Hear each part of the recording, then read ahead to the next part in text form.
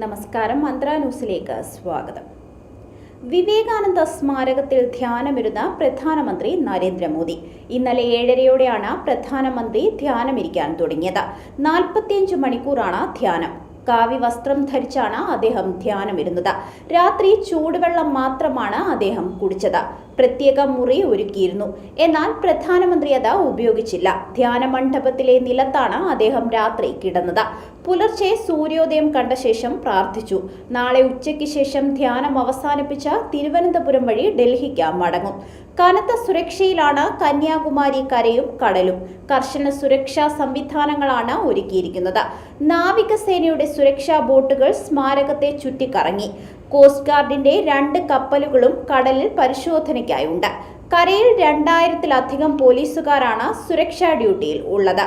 തീരത്തെ ഭഗവതി അമ്മൻ ക്ഷേത്ര സന്ദർശനത്തിന് ശേഷമാണ് ഇന്നലെ 6 മണിക്ക് വിവേകാനന്ദ എന്ന ബോട്ടിൽ പ്രധാനമന്ത്രി വിവേകാനന്ദ സ്മാരകത്തിലേക്ക് തിരിച്ചത്. വിവേകാനന്ദ സ്മാരകത്തിലേക്ക് സന്ദർശകർക്ക് വിലക്കുണ്ട്. ഇന്നലെ 5:10 കന്യാകുമാരിയിൽ ഹെലികോപ്റ്ററിൽ പ്രധാനമന്ത്രി വന്നിറങ്ങിയത്. ഗസ്റ്റ് ഹൌസിൽ നിന്ന് വസ്ത്രം മാറി വെള്ളമുണ്ടും മേൽമുണ്ടും അണിഞ്ഞാണ് പുറത്തേക്ക് വന്നത്. ക്ഷേത്രത്തിലെത്തിയ പ്രധാനമന്ത്രിയെ പൂജാരിമാർ പൂർണ്ണകുംഭം നൽകി സ്വീകരിച്ചു. കന്യാകുമാരി ദേവിയുടെ ചില്ലിട്ട ചിത്രവും പ്രധാനമന്ത്രിക്ക് സമ്മാനിച്ചു. ബോട്ടിൽ നിന്നിറങ്ങി സ്മാരകത്തിന്റെ പടവുകൾ കയറി ധ്യാന മണ്ഡപത്തെ വലം വെച്ച ശേഷം അല്പനേരം പ്രാർത്ഥനയിൽ മുഴുകിയ പ്രധാനമന്ത്രി 7 മണിക്ക് താൽക്കാലിക പാലത്തിലൂടെ നടന്ന് സമീപത്തെ തിരുവള്ളുവർ പ്രതിമയ്ക്ക് മുന്നിലെത്തി പുഷ്പാർച്ചന നടത്തി.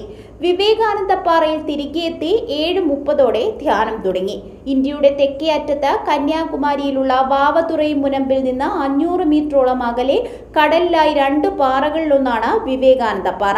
വിവേകാനന്ദ സ്വാമികൾ കടൽ നീന്തിക്കടന്ന് 1892 ഡിസംബർ 23, 24, 25 തീയതികളിൽ ഇവിടെ ധ്യാനിച്ചിരുന്നിരുന്നു. ദേവി കന്യാകുമാരി ഒറ്റക്കാലിൽ നിന്ന് തപസ്സനുഷ്ഠിച്ചുവെന്ന് വിശ്വസിക്കപ്പെടുന്ന ശ്രീപാദപ്പാറ വിവേകാനന്ദ പാറയിലാണുള്ളത്. ന്യൂസ് ഡെസ്ക്, മന്ത്ര ന്യൂസ്.